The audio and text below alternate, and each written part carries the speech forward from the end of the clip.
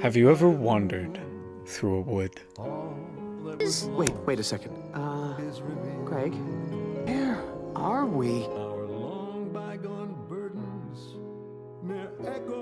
Have you ever imagined a seamless dream? Toto?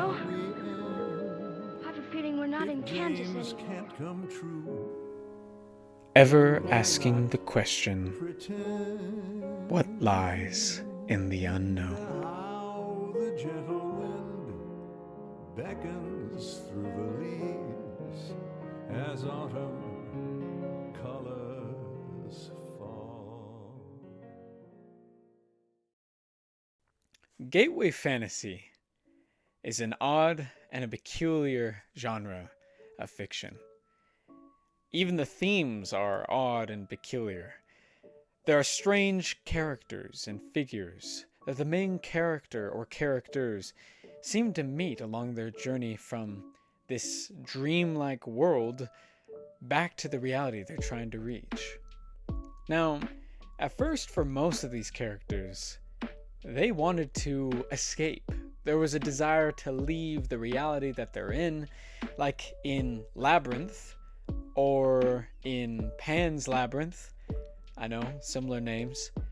Both main characters, Ivana and I cannot remember the main character of Labyrinth, but they both are desiring to escape, get away from the reality they're in. In Labyrinth, the main character wants to get rid of her baby brother, and with that simple wish, he's wished off to the goblins with the Goblin King. And then we see it in Pan's Labyrinth. She wants to escape, run away, especially with the war and conflict going on, and she ends up in this dark, mystical, and strange world. And though there are many magical and fantastical things about it, there's also some sinister creatures and beings that exist in that other world.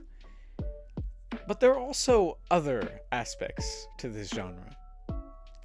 There are quite a few stories, and they all take this premise of entering into another world, this dreamlike world that reflects our own reality and puts different details into it every time. I mean, every story does, but these ones in particular like to take their own spins.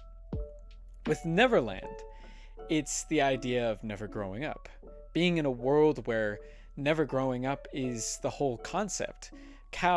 Indians and pirates, crocodiles and treasure, the idea of just kind of doing whatever you please, and beautiful mermaids being in the waters. It's a young teenage or kid's dream.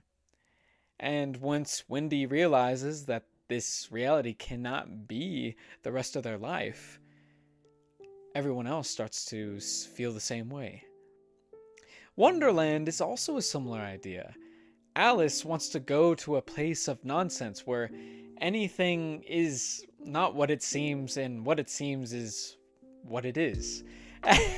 And that's not completely how it is, but that's really the reality it is this complex, complicated world. And once she goes into it, it's hard for her to stay there. Gateway fantasy is a peculiar genre. Many examples of it include things like Spirited Away, Over the Garden Wall, Alice in Wonderland, Neverland, Pan's Labyrinth, Mirror Mask, and even The Wizard of Oz. But the truth is that gateway fantasy itself is an escape kind of story, while at the same time trying to be a story in which one can get back to reality. We see it in Over the Garden Wall. And let me just preface, this is one of my favorite examples of this kind of story, or type of fiction. But it is also just one of my favorite stories of all time. The story follows two brothers, not blood related, but united because of both of their parents got remarried. And so Wirt has some resentment towards Greg. Greg is a fun, optimistic, and hopeful young boy. And he's also a bit silly. He doesn't take life too seriously, And he also really supports, loves, and takes into consideration, like very deeply, what Wirt thinks and says, sometimes even getting him into trouble. Meanwhile, Wirt is a non-confident, not very courageous, but wants to be young man. And he kind of is a nerd. I mean, he plays clarinet and he also reads poetry to himself and is a very artistic person, and shows a lot of depth behind that. But the one thing you notice is that these two boys have things they're struggling with, or that maybe they need to learn. Greg maybe needs to take things a little more seriously and understand that there is more consequence to life, and perhaps sometimes you need to be more focused and on the road, while Wirt maybe needs to take things less seriously and have more confidence and courage to do the things he loves and wants to do. Their journey takes them over the garden wall, of course, which is the name of the story.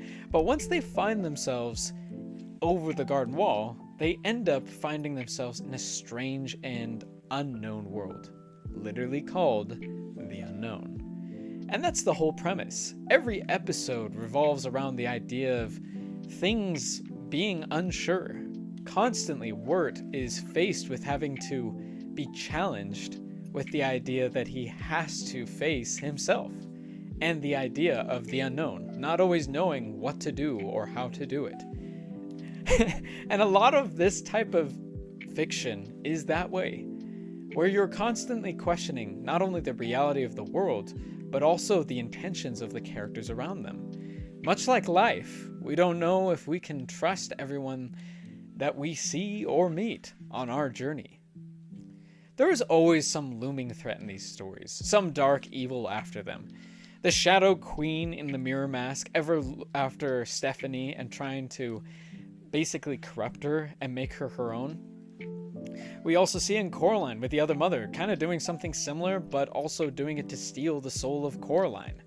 We see it with the Beast, who, funny enough, is also trying to steal the soul of Greg and Wirt. And we see in all of these stories that these characters, the antagonist, is ever wanting of the protagonist, wanting to destroy them, wanting them to keep them in this fantastical world, but perhaps in a way that they wouldn't want. In the end, the message of gateway fantasy, the thing and reason why we're so fascinated with it and into it, is because it's all about the escape. It's helping us coming to terms with reality, with our own trials and challenges, to put ourselves in the shoes of characters who are going through things that we too can relate in. In the end, these stories help us to understand that perhaps the things we have, we should appreciate them and take gratitude in remembering that sometimes the fantasy is just a fantasy, and that the reality we have is the real magic.